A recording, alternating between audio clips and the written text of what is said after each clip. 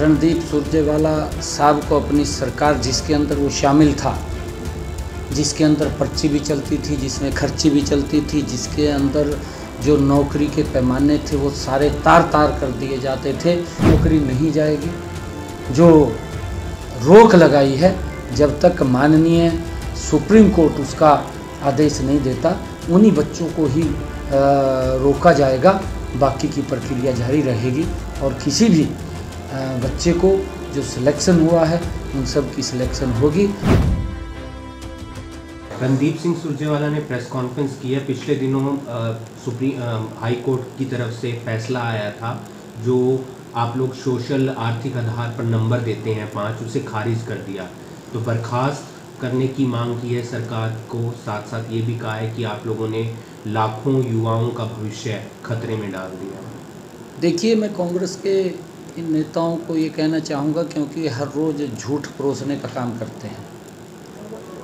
रणदीप सुरजेवाला साहब को अपनी सरकार जिसके अंदर वो शामिल था, जिसके अंदर पर्ची भी चलती थी, जिसमें खर्ची भी चलती थी, जिसके अंदर जो नौकरी के पैमाने थे वो सारे तार तार कर दिए जाते थे। युवाओं के साथ एक बड़ा धोखा हो जाता था और कोर्ट जब ये प्रक्रिया को गलत करते थे तो उनको 5 साल के बाद, 10 साल के बाद बाहर का रास्ता दिखाने का काम करता था। परंतु हमारी सरकार ने बड़ी ईमानदारी से युवाओं के साथ आज भी खड़ी है।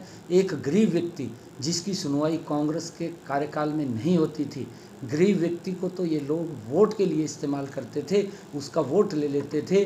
परंतु जब कहीं नौकरी की बात आती थी तो उसको घर में भी नहीं घुसने दिया जाता था। उनके शरीर से रणदीप सुरजेवाला को भी और इनके नेताओं को भी, भूपेंद्र सिंह हुड्डा को भी, अगर ये मंत्री थे उस सरकार के अंदर, बदबू आती थी, वो नज़दीक नहीं लगते थे, तो वोट तो ले लेते थे। वोट लेकर के उन लोगों का शोषण करते थे। पहली बार है कि मनोहर लाल जी ने ऐसा सिस्टम बनाया कि उस गरीब व्यक्ति को, कि वो भी हरियाणा सरकार की नौकरी के अंदर आ सके, उसको आर्थिक आधार के ऊपर 5 नंबर देने का काम वो हमारी सरकार ने किया था।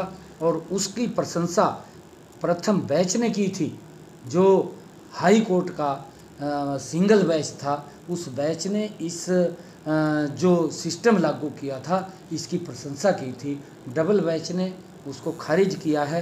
परंतु गरीब व्यक्ति को, क्योंकि ये सरकार ये गरीबों के हितैषी सरकार है, मैं सभी उन युवाओं को ये आश्वासन देना चाहता हूँ कि किसी भी युवा को इस बात की चिंता करने की ज़रूरत नहीं है।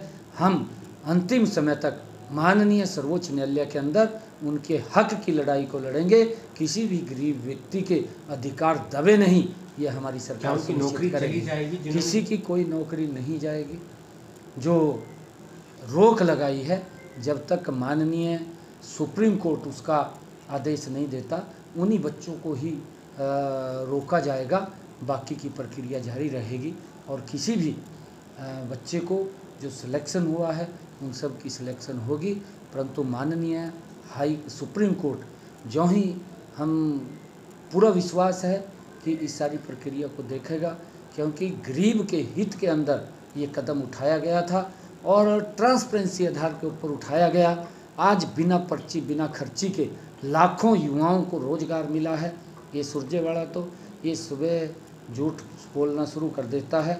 ये पता नहीं क्या कबाब खाता है, क्या नहीं खाता, राहुल गांधी के साथ बैठ करके, और जब ये भी उसके साथ थाली में बैठ करके कुछ ना कुछ खाता है, वो झूठ बोलता है।